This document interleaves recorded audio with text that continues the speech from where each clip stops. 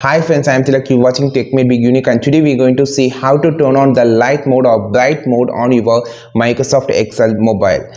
And if you are new to this channel, please subscribe this channel and we will just go into the video. So how to turn on the lighter mode or darker mode or bright mode on your Microsoft Excel mobile, I just going to show in this video. So first of all, click on this plus symbol and just opening a document. You choose any document. So then you just need to click on the three dots sitting on the top. Click on these three dots. Now just scroll down. You will see this option called setting. Just click this. Then just scroll down. You will see option called device preference.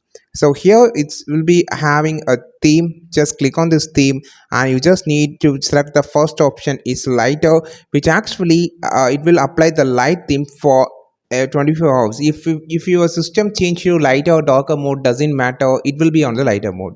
So you just need to restart the app to make this theme apply. So just close this application and just open it again. Now you can see this is changes to the lighter mode or bright mode on your Microsoft Excel mobile. I think this video helped you a lot. Like this video, share this video, and we will meet on next video with super valuable Excel content. This is Tilak signing off from Tech Made by Unique. Have a wonderful day.